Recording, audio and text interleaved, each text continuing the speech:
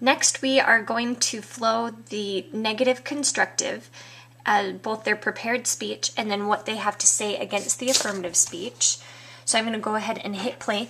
I personally like to flow in red. You can flow whatever color you like, but that's how I keep my speeches straight at a glance, is I do the affirmative in blue and the negative in red.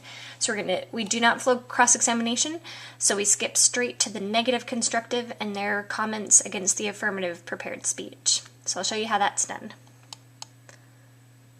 Is my judge ready? Is my opponent ready? As a brief off-time roadmap, I'll be going negation and then affirmation. I stand in firm negation of the resolution that has been stated, and I agree with my opponent's definitions. The value used in this round will be governmental legitimacy, which is defined as the belief that a rule, institution, or leader has the right to govern. It is judgment by an individual about the rightfulness of a hierarchy between rule or ruler and its subjects, and about the subordinate's obligation toward the rule or ruler. When shared by many individuals, legitimacy produces distinctive collective effects in society, including making collective social order more efficient, more consensual, and perhaps more just. Tom Taylor says that if authorities are not viewed as legitimate, social regulation is more difficult and costly. Tyler, 2001.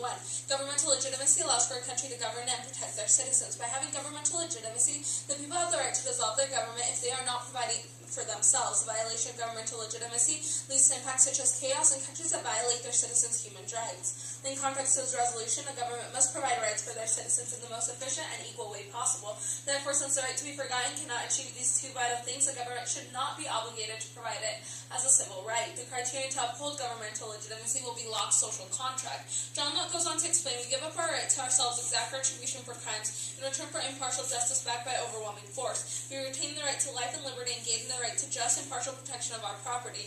If a ruler seeks absolute power, he acts both as judge and participant in disputes. He puts himself in a state of war with his subjects, and we have the right and duty to kill such rulers and their servants. The government only has certain limits on their citizens. In short, a government must provide for the best action that their constituents want, or the constituents have the right to dissolve that government. In context of this resolution, by providing the right to be forgotten as a regular right and not a civil right, a government can better implement it, therefore provide protection of the right and equal distribution of the right, instead of promoting it as a civil right but not being able to equally distribute it. Locke's social contract provides for a government that responds and adheres to the rights of the people, which in turn provides the legitimacy of a government. Contention 1. The inefficiency of protecting the right to be forgotten causes it to be difficult to uphold as a civil right. Therein lies the first problem for these supporting a right to be forgotten, which in reality does not forget anything. It only exuberates existing differences between those who do not know where to find the information, look for it directly, and those who do not and therefore need a search engine. Burton. The Court of Justice leave it to the private companies that manage the search engines to decide what they are able to encounter in the digital world. Burton, 2014. What's more, it puts the company in the nearly impossible position of deciding what information meets this vague threshold.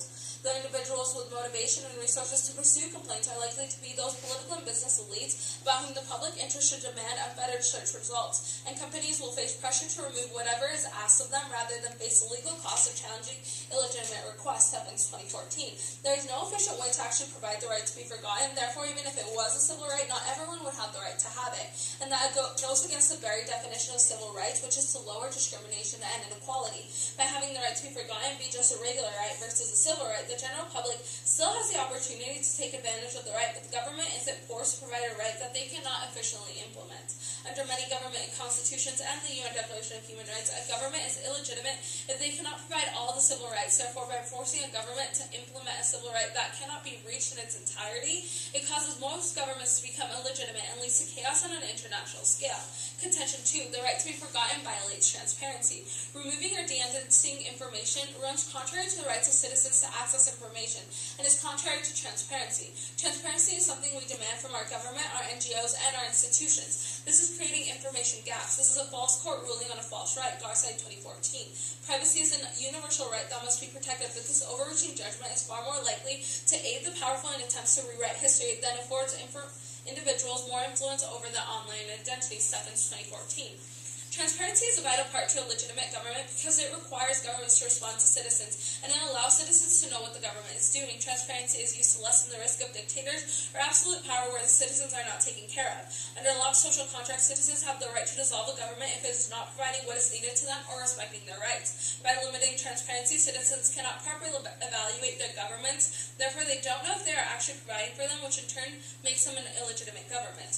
This leads to impacts of having an abusive or authoritarian government that is unresponsive to her citizens, which then leads to an impact of a government that violates human rights and disregards quality of life of their citizens. By providing the right to be forgotten as civil rights, it opens the door for the powerful and elite to be able to delete information that might be vital to citizens.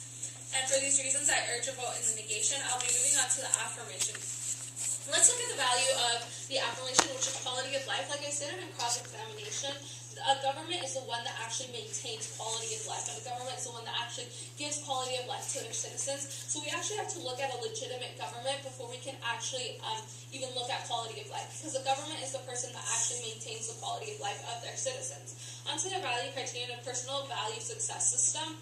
We actually still provide for this value criterion just because of the fact that even in the status quo as of now, you can still delete things on the internet. As a regular right, you still have the opportunity to delete anything, but we don't provide it as a civil right because it's not equal distribution to everyone. On to this first point of violates personal autonomy. Like I stated before, you can still delete what is still there.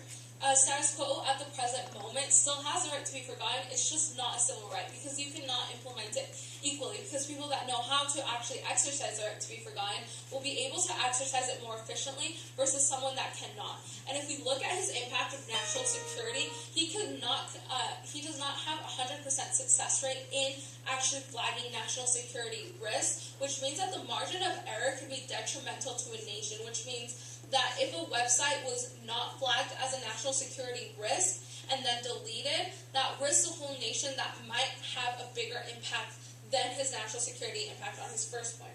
On his second point, that leads to more motivated employees. We can't even look at his two factors because of the fact that he has no direct link for hygiene, which is the first factor, to the right to be forgotten.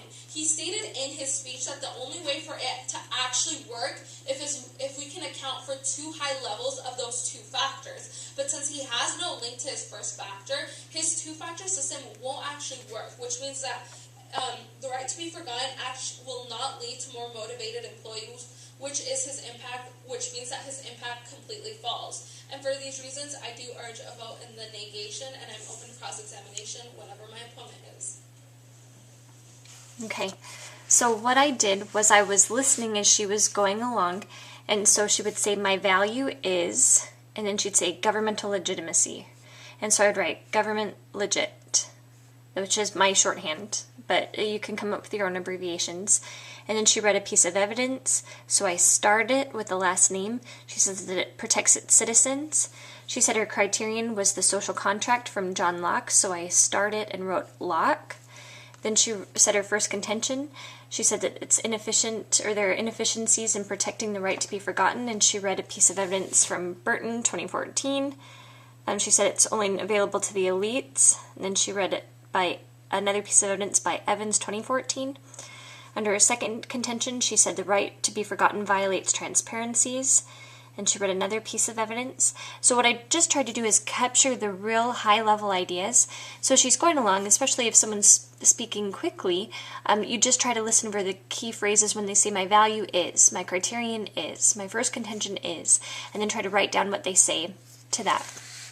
When she was done reading her prepared speech, she came to the affirmative speech, and she wrote down her responses to the affirmative case. So things like, the government gives and maintains the quality of life. She said the status quo allows us to delete the links to websites next to his criterion. She said under his first contention, they can still delete, but it shouldn't be a civil right, it should be a regular right. And under his second contention, she said the affirmative does not link to a hygiene factor, the right to be forgotten. And so we're just trying to get their main arguments against what each other is saying. So next we'll move on to the affirmative rebuttal.